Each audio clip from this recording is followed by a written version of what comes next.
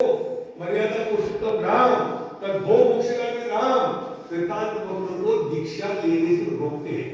देखो दीक्षा लेने के लिए जो पंचम काल में रोकते इसे नहीं, पवित्रों को दीक्षा लेने के लिए इसी पर्वत पर रोकते हैं। परंतु देखो हम कहते हैं कि पद्म पुराण का चरित्र में जितने भी कैरेक्टर है, जितने भी रोल दिए गए हैं, अपन जो पढ़ते हैं सभी ही अपने आप में एक उत्तम दृष्टांत लेकर के जीवन जीने की कला सिखाते हैं। राम का तो ही, सीता का तो ही, हनुमान का तो ही।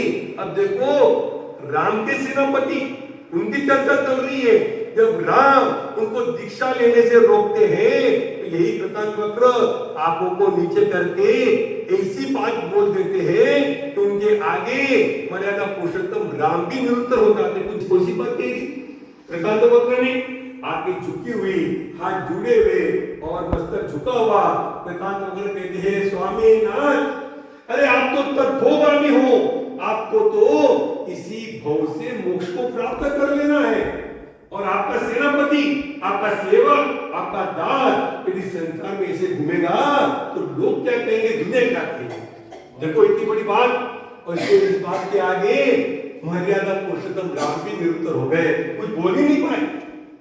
परंतु एक बात कहते कि देखो, राम कहते कृतांत वक्र से, यदि तुम मुझे अपना मानते हो, अपना आदर्श मानते हो, स्वामी मानते हो, तो एक उपकार इस राम पर करना।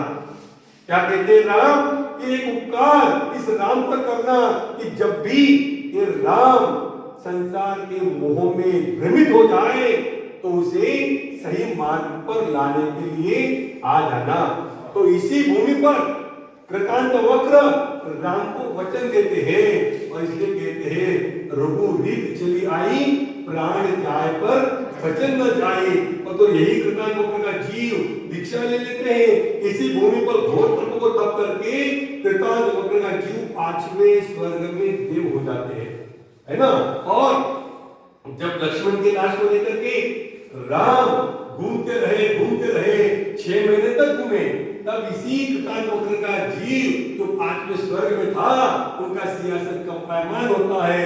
अवधि ज्ञान के द्वारा जानते हो मेरे राम संसार मोह में भ्रमित हो गए। और लक्ष्मण के प्रति इतना मोह था, भाई के प्रति इतना मोह था कि वो मानने को ही तैयार नहीं कि लक्ष्मण मुझसे बिछड़ गए, लक्ष्मण ने संसार को त्याग दिया है। वे आज उठेंगे, कल उठेंगे, आज उठेंगे, कल उठेंगे, ऐसा सोचते सोचते 6 महीने तक घूम रहे हैं। और जब योग हुआ तो उन 5वें स्वर्ग के देवता कृतांत वक्र के जीव का सिंहासन कंपायमान होता है। अवधि ज्ञान के द्वारा जानते हो मेरे राम दिग्भ्रमित हो गए। संसार मोहनीय द्रव्य के कारण वे सही मार्ग को भूल गए, विपरीत मार्ग की ओर जा रहे हैं। तो यही कृतांत वक्र का जीव ऊपर से इस मध्य लोक में आता है, उनको संबोधन देता है और उस जाति स्वर्ण से कहो या जो भी संस्कार थे उस संस्कार से कहो, राम चेत जाते हैं। लक्ष्मण का अंतिम विधि कर करके दीक्षा धारण करके 28,000 मृगान और 46,000 आदिका माताओं का विशाल संघ लेकर के उत्तर से दक्षिण की ओर मानवी आते हैं। क्यों? इसका भी कारण है कि जब वे उनको मनाने के लिए आए थी सीता को, तब राम ने एक भावना बढ़ाई कि जब भी मैं अपनी आत्मा का कल्याण करूंगा तो जहां पर मेरी सीता ने तपस्या की है उसी भूमि पर आकर के मैं भी अपनी आत्मा का कल्याण करूंगा। क्यों? क्योंकि राम और सीता का जो प्रेम था, राम और सीता का जो संबंध था वो कोई एक तो भव का नहीं, वो भव भवांतर से चला आ रहा था। इतना उनका जो प्रेम था वो इसीलिए जब भी।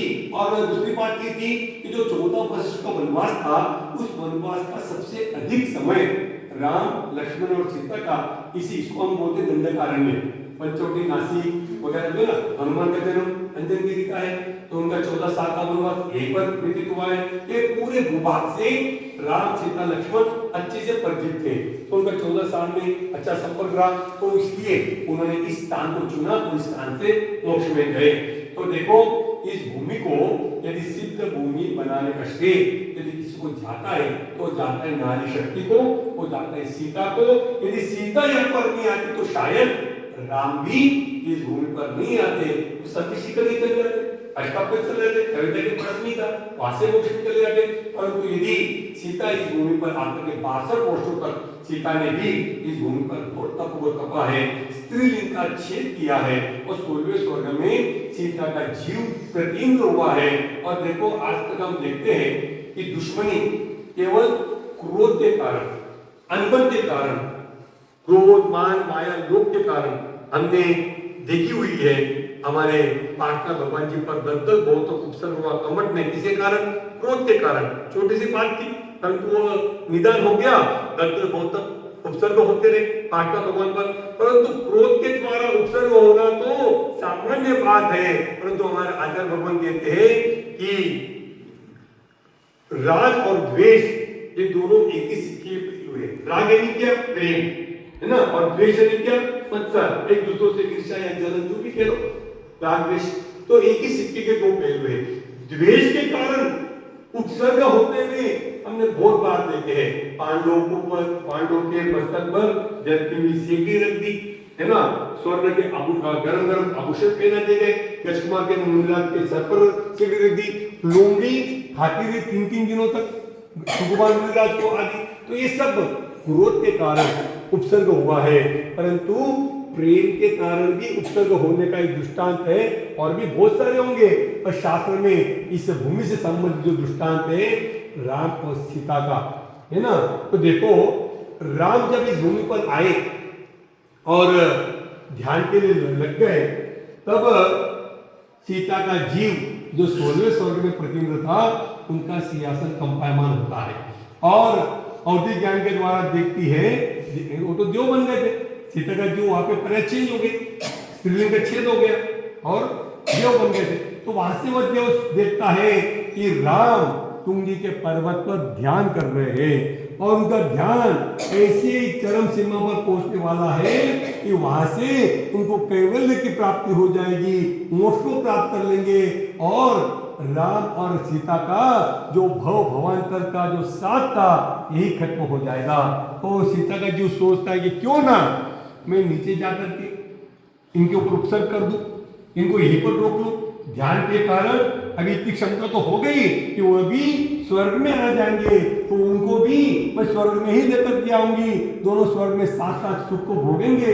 अगले भव में दोनों साथ में दीक्षा ले लेंगे जन्म लेकर के और दोनों साथ में ही मोक्ष को प्राप्त करेंगे। कौन सोच रहा है? सीता का जीव। पर देखो जो सोचता है वो होता नहीं है। तो इसे भावना को लेकर के कहते हैं कि सीता का जीव राम के ऊपर उपसर्ग कर रहा है, घोर उपसर्ग कर रहा है, परंतु क्या मजाल एक सीतेंद्र की, एक प्रतिंद्र की जो मर्यादा पुरुषोत्तम राम के ध्यान को बिगाड़े। जैसा जैसा उपसर्ग हो रहा है वैसे वैसे ध्यान की अग्नि भी प्रज्वलित हो रही है और वह ध्यान जब शुक्र ध्यान में प्रकट हो जाता है, प्रज्वलित ट्रांसफर हो जाता है, तो वह कैवल्य की प्राप्ति हो जाती है। और जैसे केवल्य होता है कोई उपसर्ग नहीं होता है, केवल ज्ञान का विषय है, तो वह माया समेट लेता है। गंधकुटी की रचना हो जाती है। गंधकुटी में सीता का जीव ही प्रतिबिंब जो है वह प्रश्न पूछ लेते कि मेरा भविष्य क्या है।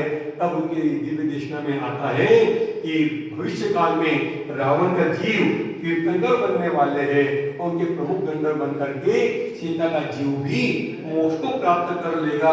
तो देखो कहने का तात्पर्य द्वेष के कारण उपसर्ग होते हुए तो हमने कई भूमियों पर देख लिए, कई क्षेत्र आदि, परंतु राग के कारण, प्रेम के कारण यदि कहीं पर उपसर्ग हुआ होगा तो वह भांगी तुंगी की पुण्य धरा।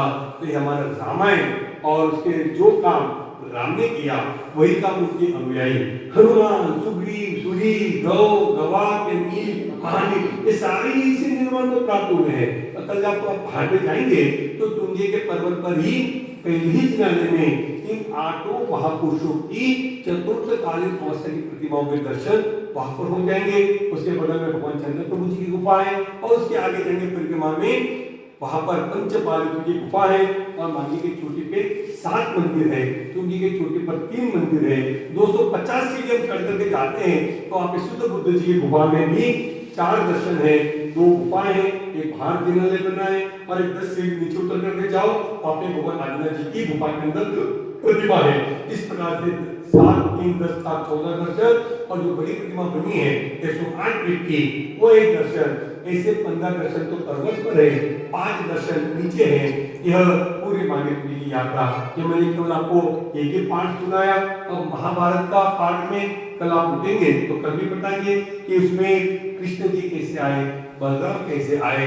कल मांगी की चोटी पर एक जिनालय में जो तीसरा मंदिर है, तीसरी गुफा है, उसमें एक प्रतिमा के दर्शन तो ऐसे होते हैं जिनका चेहरा ही नहीं दिखता, केवल पीठ के दर्शन होते हैं। अब वो प्रतिमा बलराम की है, उनके पीठ के दर्शन क्यों होते हैं, कैसे होते हैं, ये सारी चर्चाएं हम कल भी करेंगे। जो कल पहाड़ पे जाना चाहते हैं अब 5 बजे पहाड़ की यात्रा के लिए प्रस्थान कर सकते हैं। जो पैदल करना चाहे 5 बजे जा सकते हैं। इसके अलावा जो गाड़ी से जाना चाहे 8:30 बजे से लेकर के शाम को 5 बजे तक लगातार गाड़ी चलती रहती है और पर्वत मूर्ति तक गाड़ी 5 बजे नहीं जाएगी। 8, 8:30 बजे से ही शुरू होगी और शाम को 5 बजे तक चलेगी।